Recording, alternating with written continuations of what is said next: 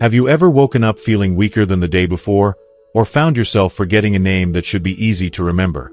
Maybe you've noticed your balance isn't as steady as it once was, or restless nights are becoming more common. These small changes can feel like just part of getting older, something everyone expects. But what if I told you it's not just aging catching up? What if the real reason behind these challenges isn't what you think? Many of us assume it's simply because we're slowing down or losing strength naturally, but recent science shows there's much more beneath the surface. These everyday struggles might be warning signs, clues your body and mind are trying to tell you something important that's often overlooked. In this video, we'll explore 3 surprising ways that the longest-lived seniors think differently. Mindsets that help them stay strong, sharp, and joyful well into their golden years.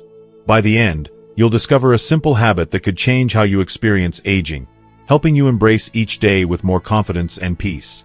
So, let's take this journey together and uncover the unexpected secrets that might just help you live longer and better.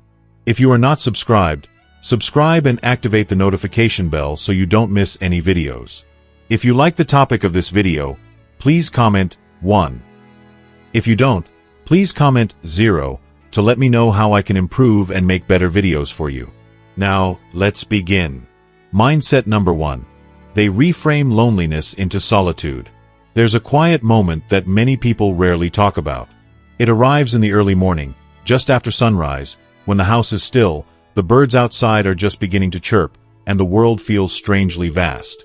Perhaps you find yourself sitting in the kitchen, fingers wrapped around a mug of coffee or tea, listening to the gentle hum of the refrigerator or the ticking of a wall clock. It's in these moments, especially as the years pass and routines grow quieter, that something almost invisible settles in, a sense of being alone. For so many older Americans, this feeling isn't unfamiliar. The children who once filled the house with laughter have long since started families of their own, calling only when their schedules allow. Friends you once saw every week are now distant, some moving to warmer climates, others facing health challenges of their own. Maybe, like so many, you've lost someone dear, a partner, a sibling, a lifelong friend, leaving behind a silence that is at times heavier than any sound. At first, you might have shrugged it off. It's just how things are, you say. Everyone gets older. Everyone loses people. It's normal to feel lonely. But as the days slip by, that quiet can start to feel like a weight, pressing on your heart, making simple things like getting out of bed, cooking breakfast, or going for a walk seem less meaningful. Loneliness can creep into the corners of your mind when you least expect it, making you wonder if you're the only one who feels this way. But here's a question, a gentle challenge to that familiar story. What if that quiet isn't your enemy? What if loneliness, instead of being a heavy cloak you have to carry, is something else in disguise? What if, in that space, there's room for a new kind of presence? A presence that belongs to you and you alone. For decades, we've been told that loneliness is just a symptom of aging, a shadow that follows as life inevitably grows smaller. However, recent research from psychologists and geriatric experts at institutions like Harvard and Stanford has revealed something surprising. While persistent, unaddressed loneliness can have real health risks, the simple act of being alone is not automatically a negative thing. When approached with curiosity and intention, solitude can become one of the richest, most restorative gifts of later life. Let's pause here for a moment and look at what's going on beneath the surface. Loneliness and solitude might sound similar, but they are worlds apart. Loneliness is the pain of feeling isolated, of longing for a connection that feels out of reach. It's the ache of missing someone or feeling invisible in your community. Solitude, on the other hand, is the experience of being alone without being lonely. It's a chosen state, a chance to listen to your thoughts, reflect on your journey, and find comfort in your presence. Solitude allows your mind to wander, your heart to heal, and your spirit to grow stronger, even in the absence of others. Here's the science. A study published by the National Institute on Aging found that older adults who learn to embrace solitude, using it as a time for self-reflection, prayer, writing, or creativity, actually reported higher levels of life satisfaction, better cognitive health, and even improved immune function. It turns out that our brains need quiet time, especially as we age, to process memories, lower stress hormones, and strengthen emotional resilience. When you stop fighting the quiet and start welcoming it, something in your body and mind begins to change for the better. You might be wondering, that sounds nice, but how do I turn loneliness into solitude? How do I make peace with the empty spaces in my day? The answer isn't about filling every moment with noise or distractions. It's about gently shifting how you see your own company. Instead of seeing the quiet as a punishment or a sign of what's missing, you can see it as a canvas, a space where you get to decide what happens next. Here's something simple you can try, starting today.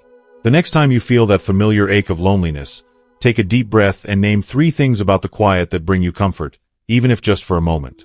Maybe it's the way the morning light spills through the window, painting golden stripes on the kitchen table. Maybe it's the freedom to play your favorite music as loudly or softly as you like, or the chance to enjoy a book without interruption.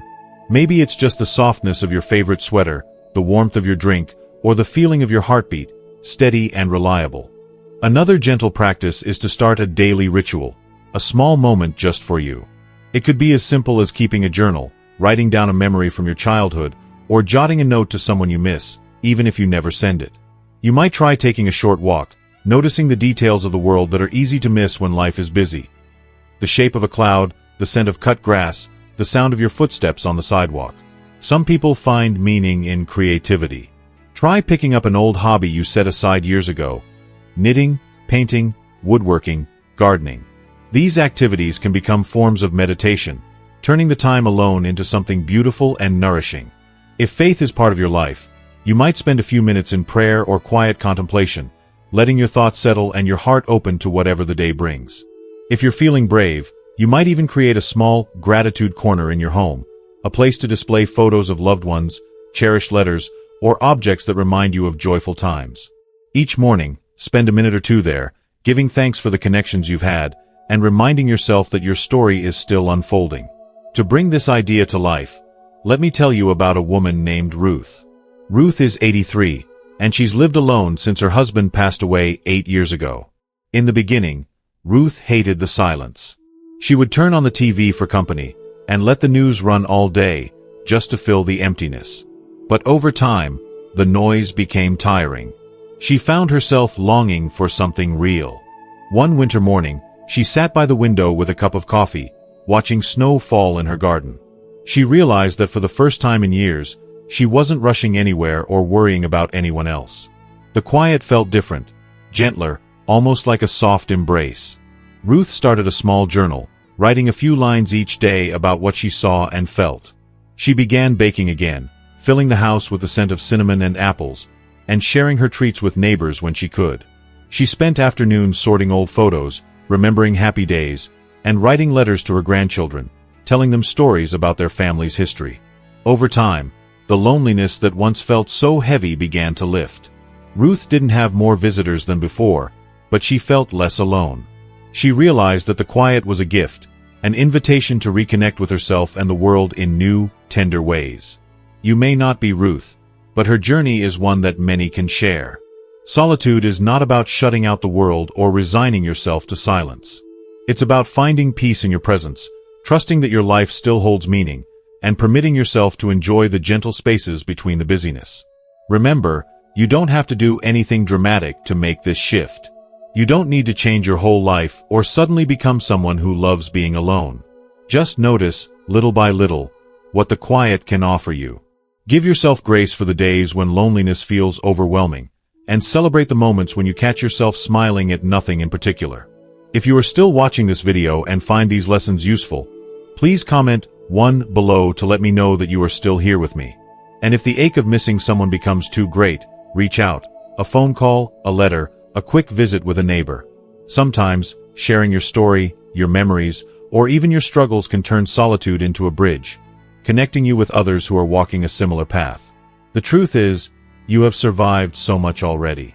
You've seen decades come and go, faced joys and heartbreaks, and built a life from the ground up. The quiet you feel now is not a sign that your story is over.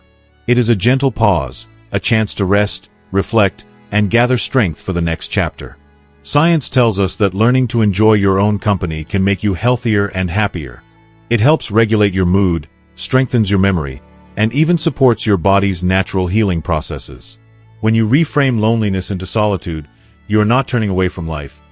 You are opening up to a deeper, quieter kind of living, one that belongs uniquely to you. So the next time you find yourself sitting alone, wondering if anyone notices, Remember this. The world is full of people who have felt exactly what you're feeling right now. There is no shame in missing someone, no weakness in wishing for company. But there is also great courage, and even joy, in learning to find comfort within yourself. Permit yourself to slow down. Take a few minutes each day to simply be, without expectation or judgment. Let the quiet be your friend, not your enemy. And if you're ever unsure of where to start, just breathe. Notice your heartbeat. Feel the ground beneath your feet. Remind yourself that you are still here, still living, still capable of finding moments of peace and beauty. In the end, the secret that so many long-lived, joyful elders share is not that they have more friends or busier lives. It's that they have made peace with themselves. They have learned that, while we all need connection, there is something sacred about solitude, a time for healing, dreaming, and rediscovering who you are beneath the noise of the world. So today, as you move through your quiet moments, remember Ruth's story, and the wisdom that comes from embracing your own company. Take comfort in knowing that you are part of a community of resilient souls, all learning, day by day, to turn loneliness into a source of gentle strength. And know that your life, in all its quiet beauty, is still unfolding, one peaceful moment at a time. You are never truly alone, not when you carry the memories, the lessons, and the love of those who have walked beside you. Solitude is not the end of connection. It is the beginning of a new relationship with yourself, one that can bring peace, meaning, and even joy in ways you might never have imagined. As you reflect on these words, ask yourself, what is one small thing you can do today to honor your presence? Maybe it's sitting quietly for a moment, writing down a thought or memory, or simply noticing something beautiful in your home or neighborhood. Whatever it is, let it be a reminder that the quiet is not empty. It is full of possibility, and you are strong enough to embrace it.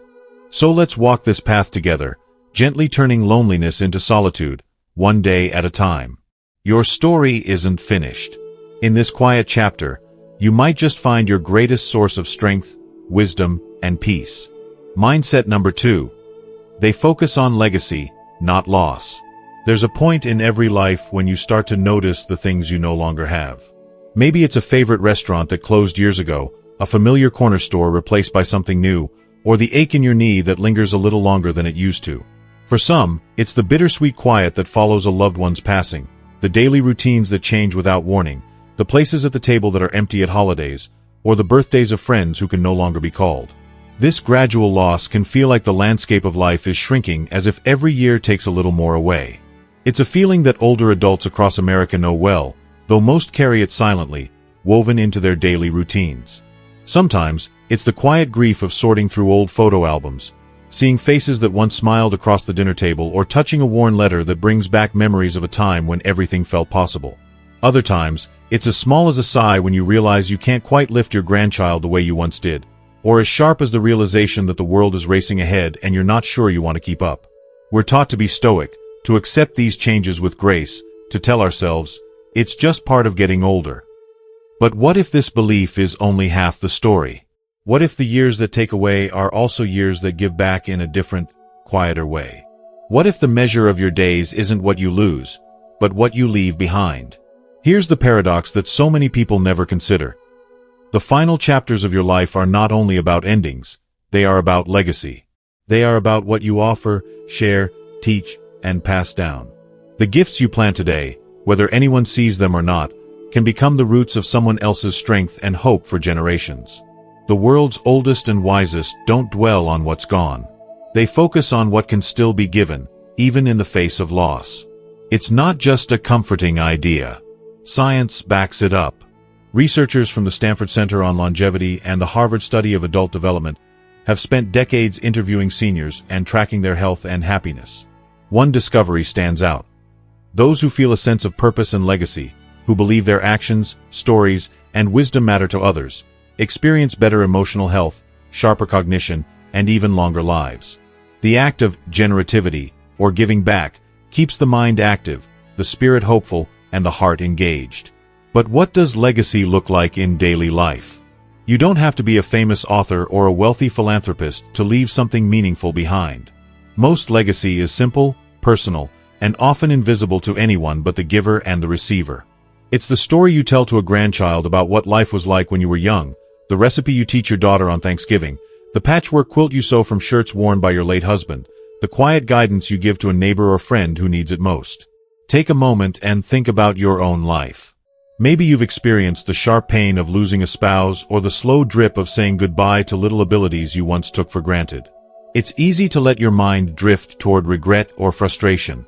But what if instead, you asked yourself, what do I want to be remembered for? What can I share that might make someone else's path a little easier? How can I use what I've learned, even the hard things, to light someone else's way? For many, the first step is simply recognizing that your life experience is a gift, one that younger people desperately need, even if they don't always say so. In a culture that moves fast and values newness, it's easy to forget how precious it is to have walked through decades of change, challenge, and triumph. The stories you carry are full of lessons that can't be found in any textbook or Google search. There's wisdom in talking about mistakes you made, risks you took, and what you wish you had known at 25 or 45. Younger generations face a world of uncertainty, economic worries, shifting technology, constant pressure to perform. Hearing how you navigated hard times, what kept you grounded, and how you found hope again is more valuable than you might imagine. You are the living history of your family, your neighborhood, your country. There's also enormous power in small traditions. Passing down the way you celebrate holidays, the family grace before meals, the way you fix a broken lamp or grow tomatoes in the backyard. These are legacies that root people, that make life feel safe and meaningful in a world that changes too fast. Even if your children or grandchildren don't live nearby, you can record stories, write letters, or create memory boxes for them to open someday. Your voice, your words, your hands. These are the bridges that link past and future. Of course, not everyone has a close family or eager grandchildren. Sometimes, legacy means reaching out to your community. Maybe it's volunteering at a school or library, sharing your professional expertise with a young entrepreneur, or simply being the neighbor who always waves, always listens, and always has a smile. Community gardens, book clubs, veterans groups, and faith communities all thrive on the steady presence of elders willing to show up and share. Let me tell you about a man named George. At 89, George lost his wife of 64 years. The grief was immense, a tidal wave that threatened to pull him under. For months, he wandered his house in a daze, unable to imagine a future without her. But George had always been a storyteller. One morning, he dusted off his old cassette recorder and began talking, first about his childhood in rural Ohio, then about meeting his wife at a church picnic, about raising 4 children on a mechanic's salary, about building a life from scratch. George mailed those tapes to his children, and then to his grandchildren. Soon, they began calling with questions. What was Mom like as a teenager? How did you get through hard times? George started writing letters, adding recipes, advice, and the occasional joke. He shared stories with the neighbor's teenage son, who came over to mow the lawn. He gave a talk at the local high school on how to fix a flat tire and the art of never giving up. Slowly, the ache of loss softened, replaced by the knowledge that his life, every triumph, every heartbreak, was a map for someone else. There are countless Georges out there. You may know one. You may be one. The truth is, you don't need perfect words or fancy gestures. You don't even need to feel completely whole or healed. You only need the willingness to believe that what you've lived through has value and that sharing it can make a difference. Maybe you're thinking, but I haven't done anything special. I don't have a story worth telling. If that's you, I want you to stop and consider all the moments that make up a life. Teaching a child to tie their shoes, staying up late to care for a sick loved one, working a job you didn't always like because it put food on the table, choosing kindness when it would have been easier to turn away. These are legacies as powerful as any monument or medal. Recent research from the University of California, San Diego found that older adults who actively reflected on their life stories, wrote down memories, or mentored others had lower rates of depression and anxiety. Their sense of identity grew stronger, even as their world became smaller. It's as if looking back with a spirit of generosity turns regret into wisdom, pain into purpose, and ordinary days into a lasting gift. So, how do you start focusing on legacy and not loss?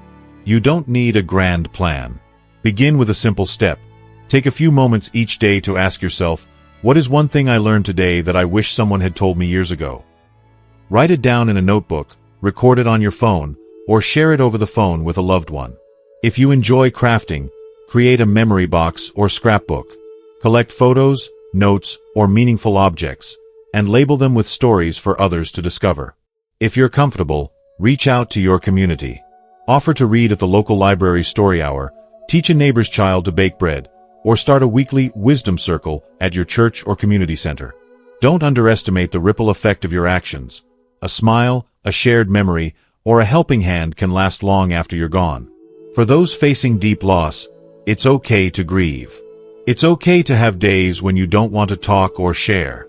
But remember, loss and legacy can exist side by side. Every time you speak about someone you love, their memory lives on in others. Every lesson you share becomes part of someone else's strength. You are not just what you've lost.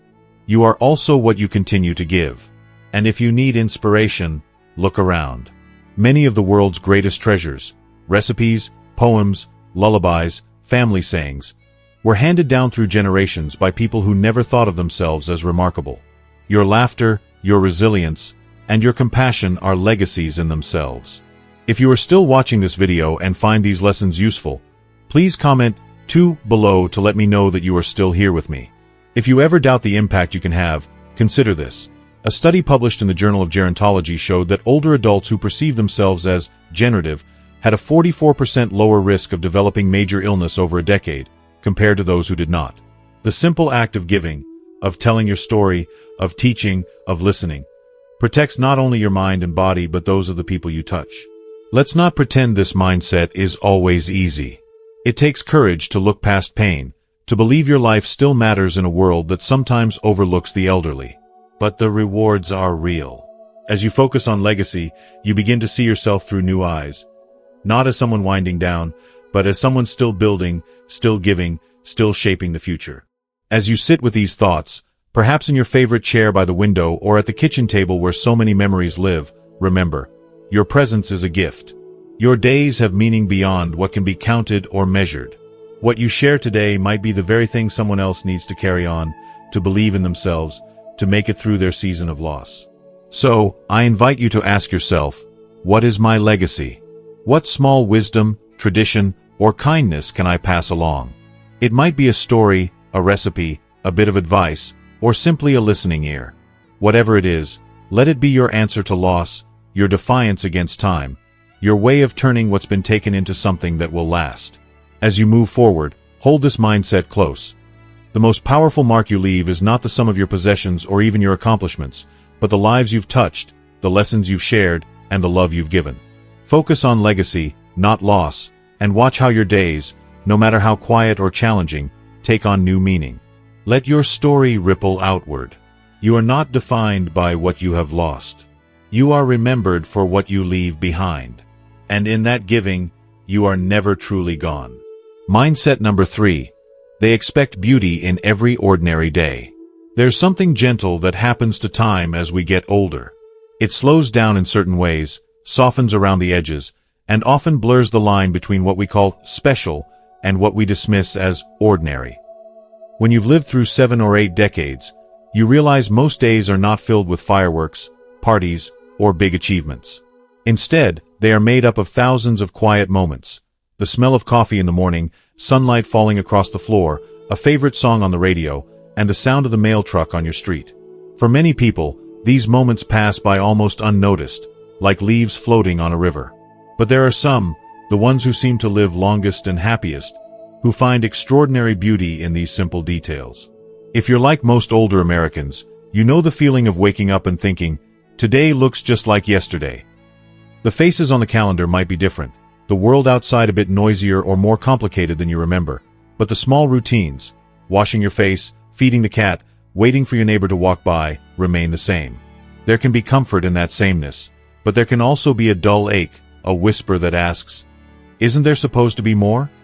Sometimes it's easy to feel as though the best parts of life are behind you, that excitement and beauty belong to youth, and what's left is simply ordinary.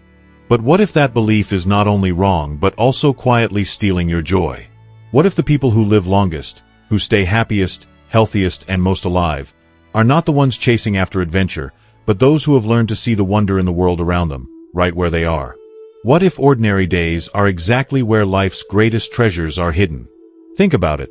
Modern society teaches us to chase milestones, graduations, weddings, anniversaries, retirement parties. But science tells a different story. Researchers at the University of California, Berkeley, and Harvard Medical School have found that the practice of daily gratitude and mindful appreciation can rewire the brain, lowering stress hormones, increasing resilience, and even reducing the risk of chronic illness. People who expect and look for beauty in the mundane moments of life experience less loneliness, sharper memory, and greater overall satisfaction, regardless of age or health status. So why do we so often overlook the ordinary? Maybe it's because we were raised to believe that happiness is something we find in the distance, a special event, a big change, or a once-in-a-lifetime trip. But what if true contentment is something we build, piece by piece, right here in the everyday moments? The secret, as many centenarians and long-lived elders know, is in paying close attention, noticing the color of the sky at sunset, the way rain sounds on your window, the softness of clean sheets, or the familiar rhythm of a loved one's voice. You might be surprised by how much beauty is waiting to be noticed in a single day. Maybe you begin with something small, taking your morning tea out to the porch and watching the neighborhood wake up. You might notice how the light changes as the sun rises, the way birds gather in the yard, or the gentle laughter of children walking to school. Or perhaps you find it in the kitchen, as you slice an apple or knead bread dough, hands remembering motions learned decades ago. Even a task as simple as folding laundry can become a moment of gratitude. Soft towels, the scent of fresh fabric, the memory of family wrapped up in the folds. This isn't just sentimental talk. Gratitude and mindfulness are powerful tools for physical and emotional well-being. Studies from the Greater Good Science Center at UC Berkeley show that older adults who keep a daily gratitude journal or simply make a habit of naming 3 beautiful things each day enjoy lower blood pressure, less depression, and greater optimism about the future. Even people coping with chronic pain, grief, or loss report finding comfort and resilience when they make space for small joys. Let's pause and imagine a very real, very ordinary day. It's Tuesday. You wake up to the sound of your neighbor's lawnmower. The sky is gray, and your knees ache a bit more than usual. Breakfast is simple: oatmeal with a little cinnamon and a sliced banana. Nothing fancy. As you eat, you look out the window and see the first daffodil blooming, yellow and hopeful, even on a chilly spring morning. Later, you spend some time calling a friend, just to hear her voice and laugh about a silly memory from years ago. The afternoon is spent with a crossword puzzle and a glass of iced tea. You listen to a favorite song from your youth and allow yourself to remember the dance halls, the road trips, and the faces you loved. When the day ends, you notice the light falling in slants across your living room, painting the walls gold. This day would be easy to overlook, to call it uneventful. But look closer. Every moment is threaded with beauty. The color of the daffodil, the laughter of a friend, the melody of an old song, the hush of evening. When you begin to expect these small wonders, to actively seek them, you find that life is not a straight road to a grand destination, but a series of steps, each with its hidden gift. How do you begin to see the world this way? Start by setting a gentle intention each morning. As you open your eyes, say to yourself, "Today, I will notice 3 beautiful things." They don't have to be grand, just true. Maybe you'll see a child's chalk drawing on the sidewalk, hear the distant rumble of thunder, or catch the sweet scent of honeysuckle in the air. You might feel the comfort of an old quilt, the first cool sip of water, or the warmth of your dog curled at your feet. By the end of the day, write them down or say them aloud. These tiny moments of beauty build up, day after day, until you realize your life is full of color. Here's a story that brings this to life. Anita, 76, spent the first 2 years after her husband passed away feeling like every day was the same: lonely, gray, and empty. She was stuck in the rhythm of routine, but nothing felt special anymore. Then one day, at the suggestion of her daughter, Anita decided to start taking a photo every morning of one beautiful thing. It was hard at first. Sometimes the only thing she could find was the pattern of frost on the mailbox or the way her cat curled up in the sunbeam. But as days turned into weeks, her eyes and heart began to change. She started seeing beauty everywhere: the shape of clouds, the bright green of new grass, a neighbor's unexpected wave. She shared her photos with friends, and soon they were doing the same. They called it the daily spark, and it became a reason to look forward, even on the hard days. Science explains why this simple habit is so powerful. Our brains are designed to notice threats and problems, It's a survival skill. But with intention and repetition, we can train ourselves to see the good, the gentle, the beautiful. Neuroscientists call this neuroplasticity, the ability of the brain to create new pathways based on what we pay attention to. As you expect beauty, you find more of it. The world becomes kinder, softer, and more hopeful, not because life has changed, but because you have. It's easy to believe that gratitude is for the fortunate, or that beauty is for those with perfect health or busy families. But in truth, it is often those who have lost the most who find the greatest appreciation for the small joys. When you've learned to let go of youth, of loved ones, of former abilities, you begin to cherish what remains: the gentle embrace of a grandchild, the first tomatoes from your garden, the comfort of a well-worn Bible, or the hush of snowfall outside your window. Let's not forget, expecting beauty in the ordinary is not about pretending that everything is perfect. There are days when the aches are sharp, when news from the doctor is hard to hear, and when memories feel heavy. Some losses will never fully heal, and seasons when joy feels out of reach.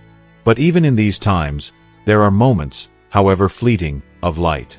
Maybe it's the taste of chocolate, the kindness of a nurse, or the memory of a joke shared with an old friend. These are not small things. They are anchors, keeping you steady through the storms.